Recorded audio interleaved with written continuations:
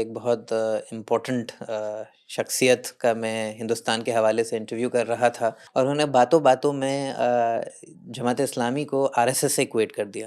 حالانکہ میں جماعت اسلامی سے میرا کوئی فارمل رشتہ نہیں ہے، لیکن میں جس طرح سے آپ نے اپنے جوانی کے دور میں الگ الگ موومنٹس کو پڑھا، تحریکوں کو پڑھا، تو میں نے بھی کوشش کری کہ میں ہماری جتنی تحریکیں ہیں، ان کے کنٹریبیوشنز ہیں، ان کی طرف توجہ دوں، سمجھنے کی کوشش کروں۔ اور جو میرے ذہن میں مولانا مودودی اور جماعت اسلامی ہند کا جو امیج ابھر کر آئی، وہ بہت مختلف ہے جس طرح سے RSS ایک ہندو راشٹر کو یا پولیٹیکل ہندوازم کو امیجن کرتا ہے۔ اور ایک بڑا کرٹیسزم جو مولانا مودودی کی تحریک کا، یا پھر دنیا میں اور بھی جو تحریکیں ایسی گزری جنہوں نے بولا کہ politics is also part of religion in a way that politics informs governance, کہ جو بنیادی اصول ہیں کہ بھئی اچھائی کیا ہے، برائی کیا ہے، اور at the end of the day governance تو اس کی پالیسی میکنگ کا نام ہے نا، ان اصولوں کے مینیفیسٹیشن کا نام ہے آپ کی ڈے ٹو ڈے پریکٹسز میں۔ تو اس حساب سے governance should not be outside the domain of religion. اگر ریلیجن کے پاس کمپلیٹ ورلڈ ویو ہو تو یہ جو کویسچن ہے، یہ جو بار بار ہمارے کمنٹ سیکشنز میں بھی اور بہت جگہوں پہ بھی میں نے دیکھا ہے، اسپیشلی یہ ریپیٹ ہوتا ہے کہ جماعت اسلامی اور RSS ایک مسلم راشٹر اور ایک ہندو راشٹر کی امیجنیشن ہے، اور دونوں فنڈامنٹلی ان ایکول ہیں۔ اور ابھی آپ نے پورا ایک مولانا مودودی کے ایک وہ آپ نے ویژن بتایا کہ اس طرح سے انڈیپینڈنس ہو، انڈیویجول چوائس ہو لوگوں کی اپنے اپنے دین کو فالو کرنے کی، تو اس پہ آپ تھوڑا سا توجہ دیجیے، ان دونوں آرگنائزیشنز کے بیچ میں ڈفرنس کیا ہے؟ تو ڈفرنس سے پہلے میں کامنلٹی بتاؤں گا، کس وجہ سے لوگ کامن یعنی ایکویٹ کرتے ہیں۔ تو میں سمجھتا ہوں کہ ایکویٹ کرنے کی بنیادی وجہ تنظیم ہے، آرگنائزیشن ہے۔ یہ جماعت اسلامی ہند بھی ایک منظم آرگنائزیشن ہے، کیڈر بیسڈ آرگنائزیشن ہے، اور تربیت پہ، افراد کے ڈیولپمنٹ پہ، ان کے انٹلیکچوئل تربیت پہ کافی جماعت میں زور دیا جاتا ہے۔ تو آرگنائزیشنلی دونوں کو لگتا ہے کہ وہ ایک ہی طرح کی چیزیں ہیں۔ ہمارا بھی پھر نیٹ ورک ہے، طرح طرح کی تنظیمیں ہیں، ٹرسٹ ہیں، سماج کے ہر شعبے میں کام ہے، ایجوکیشن میں، کلچر میں، میڈیا میں۔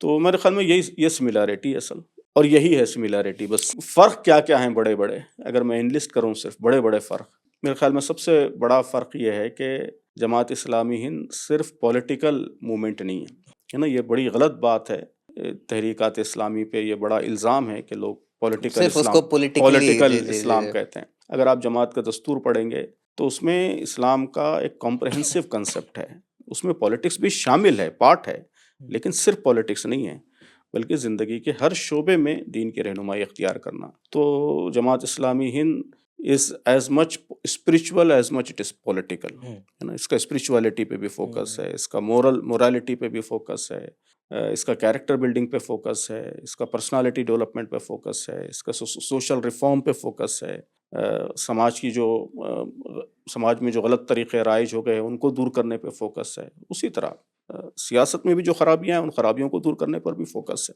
تو یہ ایک کمپریہنسو چیز ہے، صرف پولیٹیکل موومنٹ نہیں ہے، نمبر 1۔ نمبر 2، جو چینج لانا چاہتی ہے جماعت اسلامی ہند، اس میں اس چیز کو بڑی اہمیت حاصل ہے کہ یہ لوگوں کی سوچ بدل کر یہ تبدیلی لائی جائے گی۔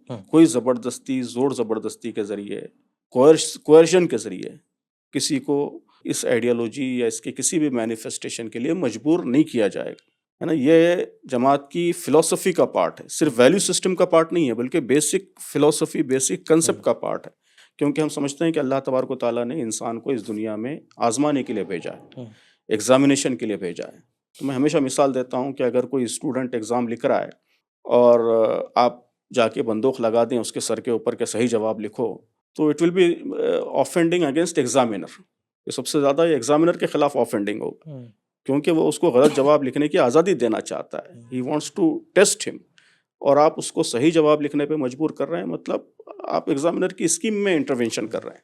تو یہ بیسک فلسفی ہے لائف کی اسلام کے نزدیک، کہ اللہ تعالیٰ نے آزادی دی ہے، انڈیویجول فریڈم دیا ہے، اور غلط کرنے کا بھی فریڈم دیا ہے، کوئی بھی مذہب اختیار کرنے کا فریڈم دیا ہے۔ تو لوگوں کے سامنے سچائی پیش کی جائے گی، پریزنٹ کی جائے گی، لیکن ان کو آزادی رہے گی، اختیار رہے گا کہ وہ جو چاہیں قبول کریں۔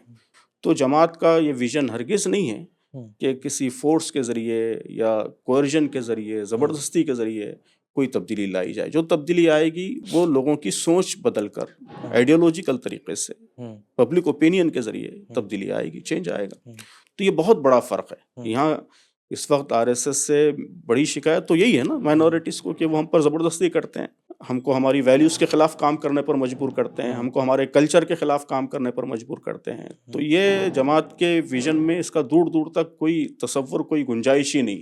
تو یہ جو ڈکٹیٹرشپ والا انداز ہے, ٹوٹیلیٹیرین جو اپروچ ہے, وہ اپروچ دور دور تک یہ جماعت کے پورے ویلیو سسٹم سے ہی میل نہیں کھاتا ہے نا, اس کی سوچ سے, اس کی آئیڈیالوجی سے ہی میل نہیں کھاتا ہے. چنانچہ یہی وجہ ہے کہ جماعت کے دستور میں یہ بات لکھی ہوئی ہے. اگر آپ دستور پڑھیں گے تو دستور میں یہ بات لکھی ہوئی ہے کہ جو بھی ہم تبدیلی لانا چاہتے ہیں وہ تبلیغ و تلقین کے ذریعے, اوپینین کو بنانے کے ذریعے, رائے عامہ کے ذریعے, پبلک اوپینین کے ذریعے ہم تبدیلی لائیں گے. اور ہم کوئی ایسا طریقہ اختیار نہیں کریں گے, یہ بھی لکھا ہوا ہے دستور میں, کہ ہم کوئی ایسا طریقہ اختیار نہیں کریں گے جس سے لا اینڈ آرڈر ڈسٹرب ہوتا ہو, جس سے فساد فی الارض پیدا ہوتا ہو, مسچیف پیدا ہوتا ہو. یہ بھی لکھا ہوا ہے کہ جس سے فرقہ وارانہ اور طبقاتی کشمکش پیدا ہوتی, کہ کمیونل ٹینشن پیدا کرنے والا کوئی طریقہ بھی ہم اختیار نہیں کریں گے, ہے نا. کمیونل وائلنس تو دور کی بات ہے, کمیونل ٹینشن, کمیونل رفٹ پیدا کرنے والا کوئی طریقہ بھی ہم اختیار نہیں کریں گے. تو یہ سارے ہمارے ویلیو سسٹم کا پارٹ ہیں, یہ ہمارے دستور کا حصہ ہے, کانسٹیٹیوشن کا حصہ ہے. سارے ارکان جماعت اس کے پابند ہیں. ہماری جو پوری آئیڈیالوجیکل گرومنگ ہوتی ہے وہ ان پرنسپلز اور ان ویلیوز کی بنیاد پر ہوتی ہے. تو ظاہر ہے کہ آر ایس ایس پر جو تنقید ہوتی ہے وہ تو انہی چیزوں کو لے کر ہوتی ہے. تو جو آر ایس ایس کا نگیٹیو پارٹ ہے جس کو لے کر اس پر تنقید ہوتی ہے, تو جماعت اسلامی ہند کی آئیڈیالوجی, اس کے ویلیو سسٹم میں ان چیزوں کی دور دور تک کوئی گنجائش ہی نہیں. تو اس لیے میں سمجھتا ہوں کہ آرگنائزیشن کے علاوہ کسی اور چیز میں کمپیریزن کی یا سملیرٹی ڈھونڈنے کی کوئی گنجائش آپ کو نہیں ملے گی.